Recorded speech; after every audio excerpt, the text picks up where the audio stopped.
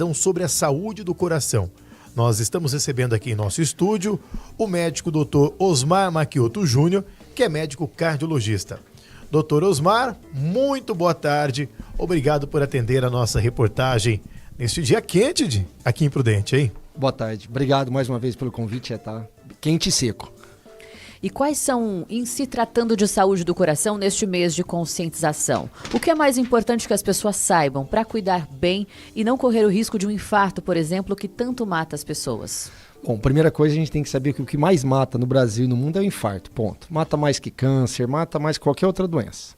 E o infarto, junto com o AVC, o derrame, também está relacionado principalmente com os nossos hábitos, com o nosso comportamento. Então, o que faz aumentar a chance de você ter um infarto? Má alimentação, sedentarismo, estresse, conexões sociais tóxicas, má qualidade do sono. Por aí são os principais fatores de risco que estão relacionados com o infarto. E como as pessoas, então, podem tentar evitar este mal? Se conscientizando. Eu acho que o mês de setembro, né, o mês vermelho que a Sociedade Brasileira de Cardiologia lançou, eu acho que isso que eu falei, que eu acabei de falar, acho que todo mundo está careca de saber. Que tem que ter uma boa alimentação, que tem que ter um exercício. Eu acho que a gente tem que, talvez, passar para um outro nível de discussão. Por que não faz? Se você sabe que exercício é importante, se você sabe que ter uma alimentação saudável é importante, se você sabe que gerenciamento de estresse é fundamental nos dias atuais, por que você não faz, né? Acho que essa tem que ser a discussão. Muitas vezes as pessoas acabam colocando em primeiro lugar na vida, na rotina, o trabalho, né? As questões da correria do dia a dia, o estresse, a ansiedade, e acaba deixando de lado o que é importante para manter a sua saúde em dia. E aí, não tenho tempo. Não, 5 horas da manhã é muito cedo. Precisa querer para tomar uma ação, uma atitude na vida, né? Não, acho que perfeito. Eu acho que a ideia é nós alinharmos valor do paciente, expectativa de vida com o seu estilo de vida. Eu costumo falar para meus pacientes que é vida real. Então é fácil eu falar, você tem que... Talvez não é tem que, eu escolho como eu quero minha vida daqui 5, 10 anos. Então, por exemplo, eu costumo discutir com meus pacientes, o exercício é importante? Tá bom, você tem 40 anos. Se você não fizer exercício hoje, com 50, será que você vai estar conseguindo levantar de uma cadeira, fazer uma viagem? Como que vai estar os seus hábitos, que hoje a gente depende do corpo para o quê? Quando a gente fala com o meu doente, é autonomia. Então pensa no exercício físico, claro que é importante tanto para prevenir quanto para tratar a doença cardiovascular, mas vamos pensar um pouquinho além. Você vai ter autonomia quando você tiver mais idade, se você tiver trabalhado agora, você vai estar construindo saúde, e isso passa por uma atividade física. Aí qual a melhor atividade física? Aí é uma discussão muito ampla. Qual é aquela que você consegue fazer por mais tempo e que te dê prazer? Eu acho que é mais ou menos por aí o caminho. E tanto um exercício físico aeróbico, uma musculação, tanto faz também, dependendo do tempo, é bom aliar os dois? O ideal é o combinado. Então primeiro tem que entender quem que é você na fila da academia. Então vamos lá. Vamos pegar uma jovem de 20 anos. Invariavelmente ela está preocupada com estética, né? Desde que ela não use hormônio anabolizante para pular etapas e conseguir o seu o corpo ideal, que isso a gente vê muito isso hoje nessa faixa etária, e por isso que a gente vê aumentando muito o índice, não só por isso em jovens, mas um dos fatores que contribui para o aumento de infarto em jovens, além do comportamento, do hábito sedentário, da má alimentação, é o uso de hormônio anabolizante com fins estéticos. Isso aumenta exponencialmente o risco cardíaco nessa população. Então, além do jovem, tem que pensar, vamos pegar uma população de idoso. Qual que é o melhor exercício para idoso? Músculo. Por quê? Músculo, se você tem músculo, você vai ter mais gasto energético basal, você vai ter mais autonomia, você vai ter melhor equilíbrio. São exercícios que vão te prevenir o quê? De se tornar um idoso frágil. Idoso frágil, para você entender quando eu falo, não é frágil emocionalmente. Sabe aquele idoso que você tem que ajudar a subir numa escada, a descer, o paciente às vezes vai no médico, você tem que auxiliar ele a subir numa maca, ou seja, esse paciente muitas vezes ele depende de terceiros para fazer coisas básicas de vida. Esse paciente provavelmente durante a vida inteira ele não fez nenhum tipo de exercício, tá? Então, para a terceira idade, músculo. para emagrecimento aeróbico associado com músculo. Aí a gente vai entrar nos tipos de exercício, aí é uma outra, talvez uma outra discussão, mas qual que é o melhor exercício? Faz. É tão bom Saia exercício. do sedentarismo. Faz.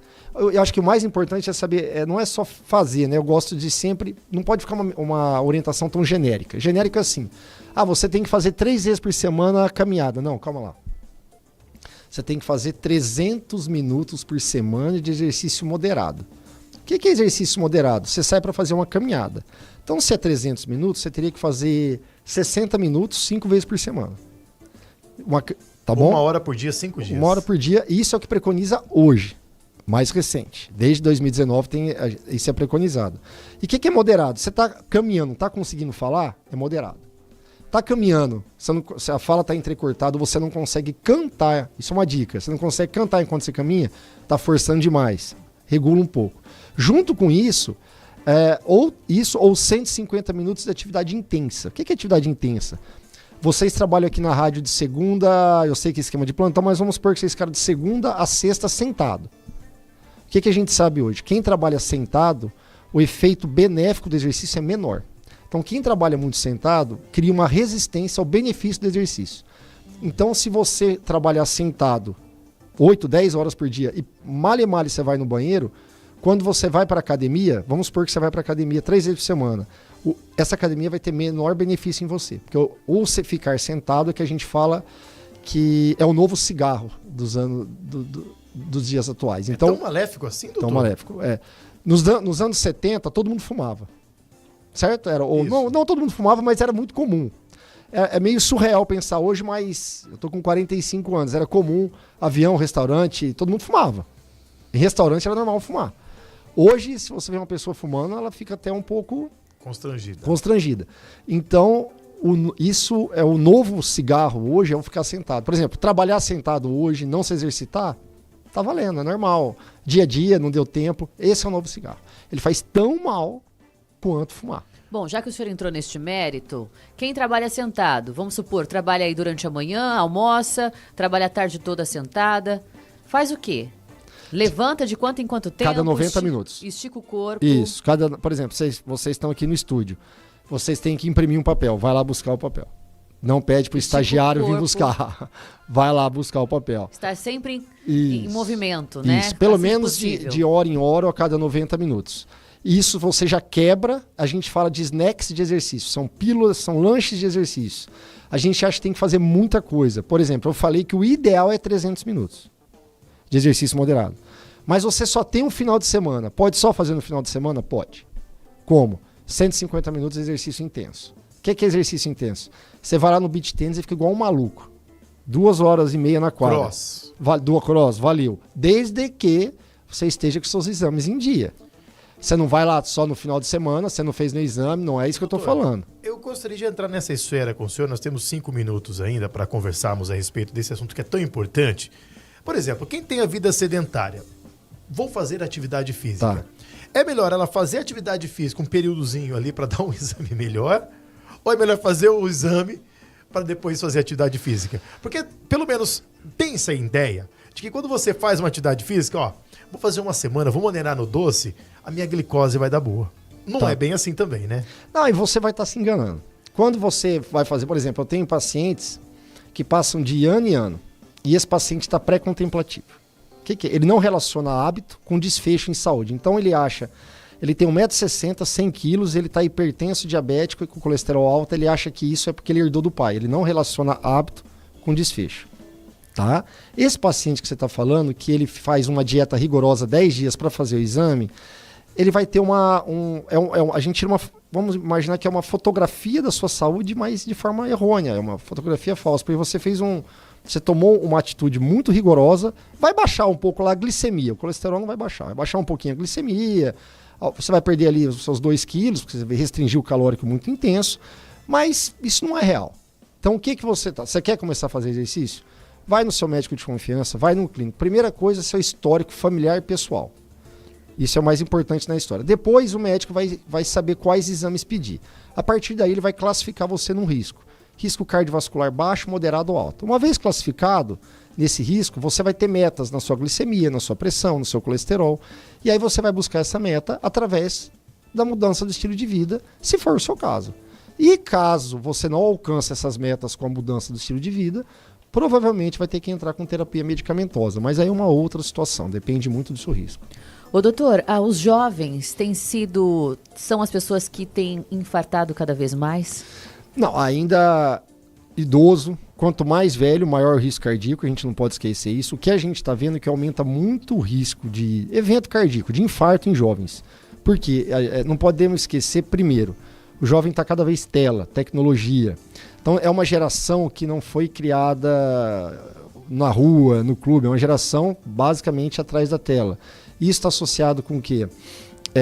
Obesidade, esse jovem se alimenta mal, ele não faz exercício, um grau de estresse que a gente vê hoje é absurdo, isso tem que ser falado. Talvez hoje o principal fator, junto com sedentarismo, tabagismo, diabetes, é o estresse. Principalmente o jovem, então são pessoas que a gente vê hoje com índice de estresse, de ansiedade, de depressão muito grande. E aí vocês me perguntam, ansiedade, depressão, está relacionado com mais índice de infarto? Tá. Porque quem tem ansiedade, depressão, tem um autocuidado pior. Ele se cuida menos da saúde. E isso potencializa a chance de você ter um evento cardíaco.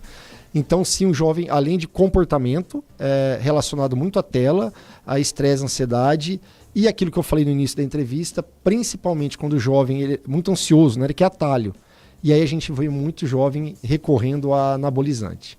Então, aí une anabolizante, maus hábitos, estresse, não falei ainda do sono, que é outro fator importantíssimo para aumento do risco cardíaco.